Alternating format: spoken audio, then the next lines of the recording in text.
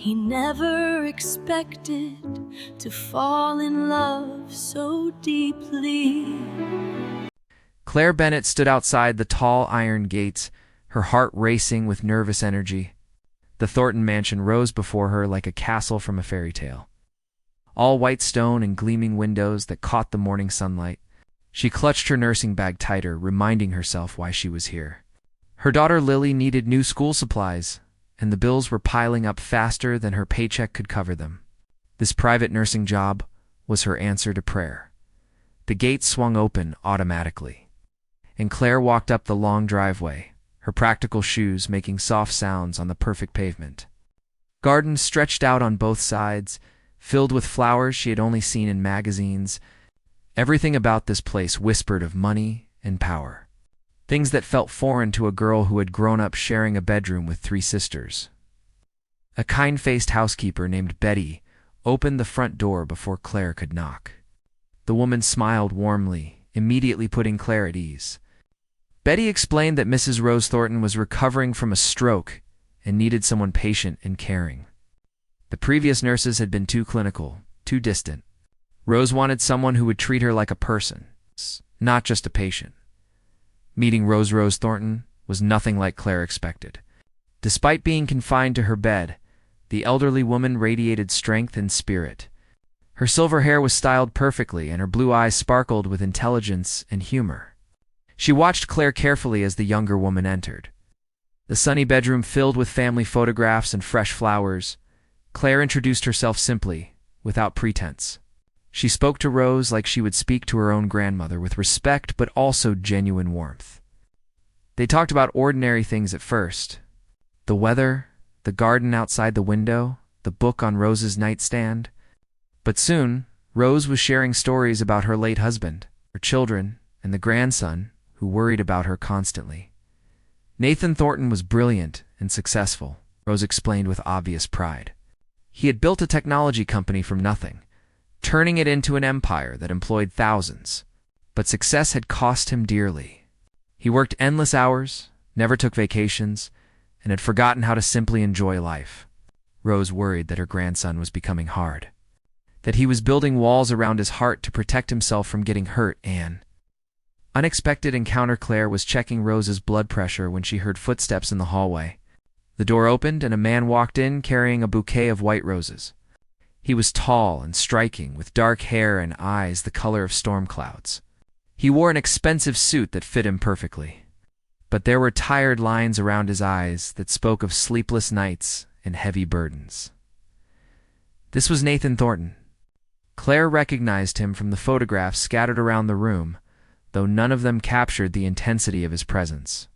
He moved with confidence and purpose, like someone used to commanding attention and respect. But when he looked at his grandmother, his expression softened completely. Rose introduced them, her voice filled with barely hidden delight. Nathan shook Claire's hand, and she felt a spark of electricity at the contact. His hand was warm and strong, and he held hers a moment longer than necessary. Their eyes met, and something passed between them. Recognition, curiosity, attraction. Claire felt her cheeks grow warm and quickly looked away. Nathan asked about his grandmother's condition with genuine concern. Claire explained the treatment plan clearly and professionally, grateful that her voice stayed steady despite the flutter in her chest. She could feel him watching her as she spoke, his attention focused completely on her words. It was unnerving and thrilling at the same time, breaking through the ice after reviewing the medical charts. Nathan lingered in the room. He asked Claire about her background, her training, her experience. His questions were direct but not unkind. Claire answered honestly, mentioning her daughter briefly, but not dwelling on her struggles. She sensed that Nathan Thornton was not a man who appreciated pity or manipulation.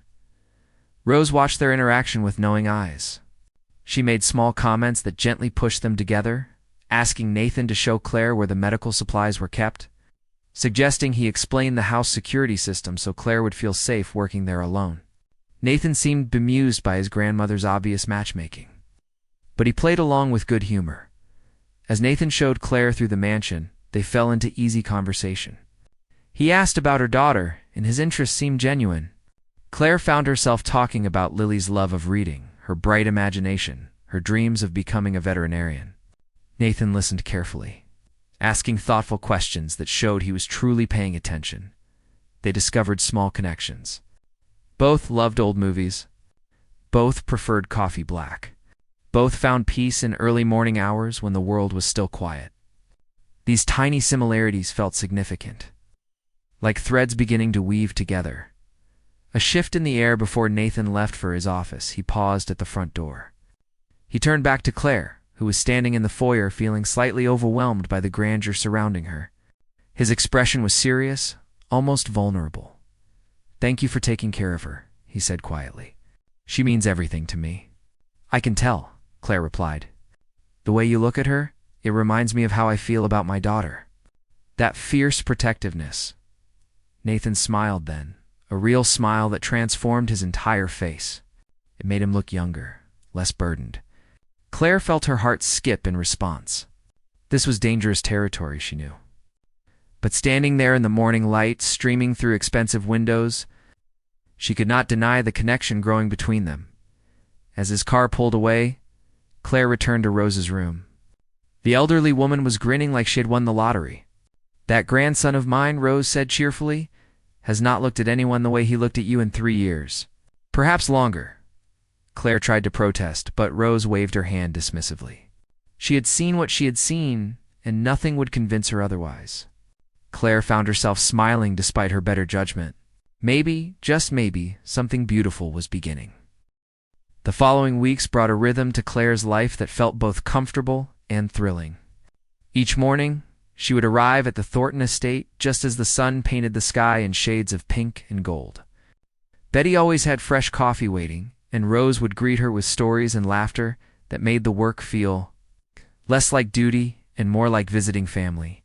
Nathan's presence became the highlight of her days, though Claire tried hard not to admit it, even to herself. He started coming home earlier than Rose said he used to. He was always finding reasons to check on his grandmother during the hours Claire was there. Sometimes he would sit in Rose's room while Claire worked, reviewing documents on his laptop, but occasionally glancing up to watch her move around the space with gentle efficiency. Claire learned to read the subtle signs of his stress. The way he would rub the back of his neck when phone calls went badly. The tension in his shoulders after difficult meetings. The distant look in his eyes when business pressures weighed heavily on him. She began leaving small things to help him relax. A cup of tea prepared just right. Classical music playing softly in Rose's room because she noticed it seemed to calm him. Fresh flowers in the hallway because she caught him pausing to admire them once, breaking down walls one rainy afternoon. Nathan arrived home earlier than usual, his suit jacket soaked, and his expression troubled. Claire was helping Rose with her physical therapy exercises when he walked in. Without a word, he sank into the chair by the window and stared out at the storm. Rose caught Claire's eye and made a small gesture toward her grandson. Claire understood immediately. She finished the exercises, made Rose comfortable, then quietly prepared a pot of chamomile tea. She brought a cup to Nathan, setting it on the small table beside him without saying anything. He looked up at her, surprise flickering across his face. "You did not have to do that, I know," Claire said simply. "But sometimes we all need someone to take care of us, even when we do not ask for it." Something in his expression cracked. He began to talk, words spilling out as if a dam had broken. He spoke about the pressure of running a company, where thousands of families depended on his decisions. About investors who only cared about profits and never understood. His vision for creating technology that actually helped people. About the loneliness of being surrounded by people who wanted something from him, but never truly saw him. Claire listened without judgment, occasionally asking gentle questions, but mostly just being present. When he finally fell silent, she shared her own struggles. The fear of raising Lily alone. The guilt of never having enough time or money. The exhaustion of working multiple jobs before landing this position. The worry that she was failing her daughter despite her best efforts. They sat together in the quiet room, rain pattering against the windows, and found comfort in shared understanding. Two people from completely different worlds discovering they carried the same human burdens. Fear, loneliness, the weight of responsibility, the desperate hope that they were doing enough. Moments that mattered from that day forward, something shifted between them. Nathan began to open up in small ways. He would arrive with books he thought Claire might enjoy, always with some casual excuse about having read them already or receiving them as gifts. He asked about Lily constantly, wanting to know about her school projects and her friends and her dreams. One evening, Nathan stayed late to have dinner with Rose. Claire was preparing to leave when he stopped her in the hallway. His expression was uncertain, vulnerable in a way she'd never seen before. "Would you and Lily like to come to dinner this weekend?" he asked. "Here at the house? Rose has been asking to meet your daughter, and I thought it might be nice." Claire's heart raced. This felt significant, like crossing a line they could not uncross. But looking into his hopeful eyes, she found herself saying yes. That Saturday, Claire arrived with Lily, who was wide-eyed and overwhelmed by the magnificent house. Nathan greeted them at the door, and Claire was struck by how different he looked. He wore casual clothes instead of a suit, and his smile was relaxed and genuine. He knelt down to Lily's level, shaking her hand seriously and complimenting her dress. The evening was magical. Rose charmed Lily with stories and showed her the library, which made the little girl gasp with delight at the thousands of books lining the walls. Nathan was attentive and kind, drawing Lily out of her shyness with patient questions and genuine interest. He treated her like a person worth knowing, not just a child to be tolerated. After dinner, while Rose and Lily looked at photo albums together, Nathan and Claire found themselves alone on the terrace. The night air was warm and filled with the scent of jasmine. City lights twinkled in the distance like fallen stars. Crossing the line, Nathan stood close to her, close enough that Claire could feel the warmth radiating from his body. He looked at her with an intensity that made her breath catch. "I need to tell you something," he said quietly. "These past weeks with you have changed everything. I find myself thinking about you constantly. When I am in meetings, I wonder what you are doing. When I am traveling, I count the hours until I can come home and see you. This is not something I planned or expected. I cannot ignore it anymore." Claire's heart pounded so hard she was sure he could hear it. "Nathan, we come from completely different worlds. You are a billionaire who travels in private jets. I take the bus to work and clip coupons to buy groceries. This cannot work." He reached out and gently took her hand. "I do not care about any of that. Money, status, all of it means nothing if I am alone. You make me feel alive again, Claire. You remind me that there is more to life than board meetings and profit margins. When I am with you, I remember who I wanted to be before success changed me." Tears filled Claire's eyes. She wanted to believe him, wanted to trust in this impossible connection. But fear held her back. What about when people judge us? What about your family's expectations? What about Lily? I cannot let her get attached to you only to have this fall apart. Nathan stepped closer, his thumb gently wiping away a tear that had escaped down her cheek. "Then we will be careful. We will take this slowly. But please, Claire, give us a chance. Let me prove that this is real." Before she could overthink it, before fear could stop her, Claire rose up on her toes and kissed him. It was soft and sweet and filled with all the emotions she had been trying to suppress. Nathan's arms came around her, holding her close, like she was precious and fragile and everything he had been searching for. When they finally pulled apart, both were breathing hard. Nathan rested his forehead against hers, a smile playing at his lips. "So is that a yes?" he whispered. Claire laughed, the sound full of joy and hope and terror. "Yes, you impossible man. Yes." New complications inside. They could hear Rose and Lily laughing together. The sound was beautiful and right. But as Claire looked up at Nathan's happy face, she felt a flutter of worry. This was just the beginning. They would face judgment and obstacles and people who would never understand. But standing there in his arms, feeling more cherished than she had in years, Claire decided that some risks were worth taking. Some loves were worth fighting for. And Nathan Thornton, with all his complications and contradictions, might just be worth everything. The first month of their secret relationship felt like living in a beautiful dream. Nathan would find excuses to work from home, setting up his laptop in Rose's sitting room just to be near Claire. They stole moments together between his conference calls and her nursing duties. Quick touches when passing in hallways. Shared smiles across the room. Whispered conversations on the terrace after Rose fell asleep. But dreams cannot stay hidden forever. The first crack came when Nathan's business partner, Vincent Hayes, stopped by unexpectedly one afternoon. He was a sharp-eyed man in his 50s who had known Nathan since college. Claire was helping Rose with lunch when Vincent arrived, and she noticed immediately how his gaze moved between her and Nathan, cataloging every glance. Every subtle shift in body language. After Vincent left, Nathan seemed troubled. He told Claire that Vincent had questioned him about getting involved with staff, warning him about potential scandals and complications. The words stung, reducing their connection to something sordid and inappropriate. Claire felt the weight of their different positions in the world settling heavily on her shoulders. That evening, she prepared to leave. Nathan caught her hand. Do not let his words hurt you. Vincent sees everything as a business transaction.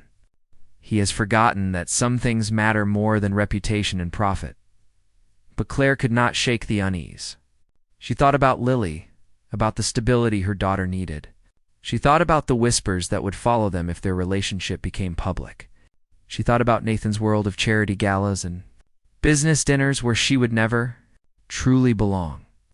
A mother's fear things came to a head 2 weeks later when Nathan invited Claire and Lily to a small family dinner. His sister Caroline would be there with her husband and children. It was meant to be casual, a chance for the family to meet Claire properly. But the moment Caroline walked through the door, Claire knew it was a mistake. Caroline Thornton West was elegant and polished, everything Claire was not. She wore designer clothes effortlessly and spoke with the confidence of someone who had never questioned her place in the world. Her greeting to Claire was polite but cool, her eyes assessing and finding Claire lacking. Throughout dinner, Caroline made subtle comments that cut like small knives. She mentioned Nathan's previous girlfriend, a successful lawyer from a prominent family. She talked about the importance of image in their social circle. She asked Claire questions designed to highlight their differences. Where did you go to university? Oh, community college. How practical. And you're raising your daughter alone? That must be so challenging on a nurse's salary. Nathan tried to redirect the conversation, but the damage was done. Claire felt herself shrinking, becoming smaller and quieter as the evening progressed. Even Lily, usually so bright and talkative, became subdued. Sensing the tension in the room, Rose finally intervened, her voice sharp with disapproval. Carolyn, that is quite enough. Claire is a wonderful nurse and a remarkable woman. Your brother is fortunate to have found someone with such a good heart. But Caroline's smile was cold. I am sure she is wonderful at her job, grandmother. I just want Nathan to think carefully about his choices. Our family has a certain position to maintain. The words hung in the air like poison. Claire excused herself quickly, gathering Lily and making polite goodbyes. Nathan followed her to the car, his face tight with anger. I am so sorry. Caroline had no right to speak to you that way. Claire forced a smile, though tears burned behind her eyes. She is right, though, Nathan. We do not fit in each other's worlds. Tonight proved that, the breaking point. Over the next few days, Claire pulled away.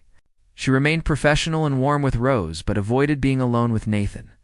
She could see the hurt in his eyes, but she told herself it was better this way. Better to end things now before Lily got more attached, before her own heart became so entangled that breaking free would destroy her. Nathan did not accept her retreat quietly. He showed up at her apartment one evening after she had put Lily to bed. Standing in her tiny living room, surrounded by secondhand furniture and children's drawings taped to the walls, he looked out of place but determined. You are running away, he said without preamble. Because Carolyn was cruel, and you were afraid? Claire wrapped her arms around herself. I am being realistic. Your sister is not wrong. We live in different worlds. Eventually you will realize that too. And where will that leave me? Where will it leave Lily? Nathan crossed the room in 2 strides, taking her hands in his. Listen to me.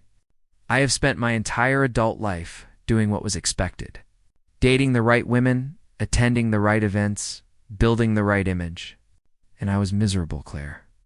Successful and respected and completely empty inside. Then you walked into my life, and suddenly everything made sense.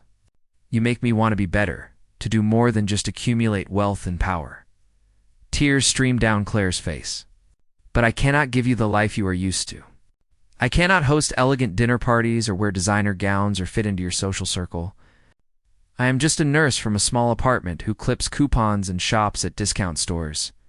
He cupped her face gently, his thumbs wiping away her tears. You are not just anything. You are everything. You are kindness and strength and grace under pressure. You are a mother who would sacrifice anything for her child. You are the woman who brought light back into my grandmother's life and mine. I do not need elegant parties. I need you. Rose's blessing. The next morning, Rose called Claire into her bedroom before Nathan arrived. The elderly woman's expression was serious but loving. Sit down, child. We need to talk. Claire obeyed, her stomach knotting with anxiety. Rose took her hand, her grip surprisingly strong. I have watched my grandson become harder and lonelier with each passing year. Success came easily to him, but happiness remained elusive. He built walls around his heart because everyone wanted something from him. Money, connections, influence. No one saw the man beneath the fortune. No one except you, Rose continued, her voice gentle but firm. You see Nathan, not his bank account? You challenge him, comfort him, make him laugh. I have not seen him this alive in years. And he looks at you like you hung the moon and stars just for him. Claire's tears returned. But your family, Caroline, made it clear I am not good enough. Rose's laugh was sharp. Caroline is a snob who married for status instead of love and has been miserable ever since. She does not get to decide her brother's happiness, and neither does anyone else in this family except me. As the matriarch, I give you my complete blessing and support. Love's victory, the turning point, came during a crisis. Rose had a health scare, a minor stroke that required hospitalization. Claire stayed by her side through the long night, monitoring vitals and providing comfort. Nathan arrived within an hour, disheveled and terrified. Having rushed back from a business trip, they worked together seamlessly through the crisis.